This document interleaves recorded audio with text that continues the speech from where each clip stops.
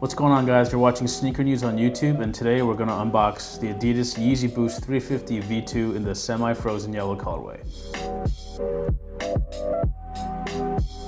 Alright, so just to get right into it, of course, this is the Yeezy Boost 350 V2, a model at this point that really needs no introduction. It is one of the most popular shoes to come out of the Adidas Yeezy line by Kanye West. It first debuted in 2016 in a pretty impressive blue colorway, and this was one of the most sought after ones that dropped in late 2017. So just quick disclaimer, this is not the 2018 version, it is actually the 2017 version, but it's pretty much the same exact shoe. So in this video, we're just gonna give you a quick overview about this colorway.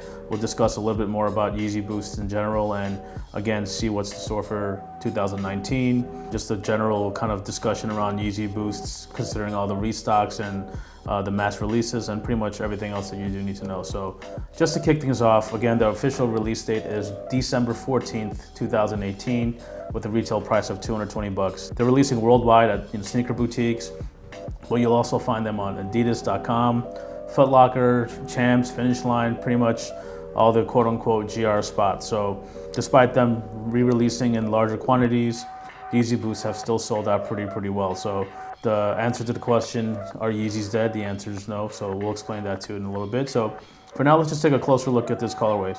Just to kick things off, the upper is a prime knit material. Prime knit, again, is Adidas's proprietary knit material that debuted in 2013. The Yeezy Boost 350 V2s don't exactly have that elastic kind of feel to them. A lot of the more current generation Adidas models that have prime knit, such as Ultra Boosts and NMDs and shoes of that nature, they have a really elastic fit upper, but we gotta say that the Yeezys don't really quite have that. So that's just more of a preference thing. We're not saying it's a good or bad thing, it's just our general observation. So the upper has this bright neon yellow colorway, which is quite obviously the semi-frozen yellow, and it's paired with this bluish gray sort of hue, which kind of adds this zebra print sort of effect to it. Of course, you have the solid yellow stripe that goes from the toe all the way back to the heel. And of course, the SPLY 350, that's been pretty much the common theme among all the 350 V2 drops. Over on the medial side, you'll see much more of that striping detailing. It's more curved than like a uniform striping.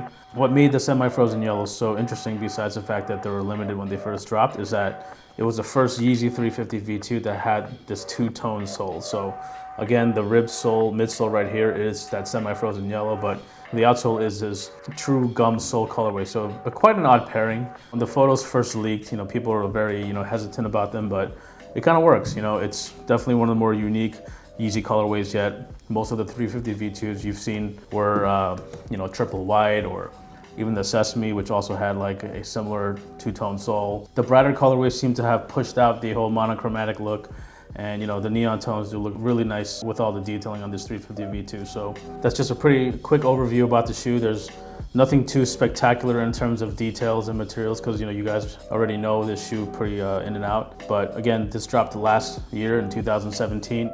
At that time, it was one of the most limited Yeezy 350s, and the resale prices were pretty high. But as Yeezy started to cool off a little bit, the prices still went down, but these were still one of the more expensive pairs out in the market. But now, of course, with this restock, you'll start to see those prices go down a little bit. In terms of the release numbers, Adidas and Kanye West want to make Yeezys, for the masses, essentially. Anyone who wants a pair is going to get a pair. Of course, if you can't get them on the release date, you always have the aftermarket to look forward to, and the prices have not been much higher than retail. So again, the retail price is 220 bucks. The resale value is probably going to be 280 to low 300s. It is, again, one of the better colorways of the Yeezy 350 V2. Might have looked even cooler without this gum sole. I'm personally not a big fan of it, but it might have looked pretty dope with the full yellow. But again, still the uppers, nice combination of the yellow and the bluish gray with the red. It's been an ongoing barrage of Yeezy releases since September. You had the triple white version come back. You had two different 700s. You had the 500, and you had the Sesames. You had the Zebras come back. Again, and now you have these. So pretty much every quote-unquote grail on the Yeezy 350 line is now back out on the market, and that's a good thing, because again, you shouldn't have to pay so much money to get to wear a pair of shoes that you want to wear.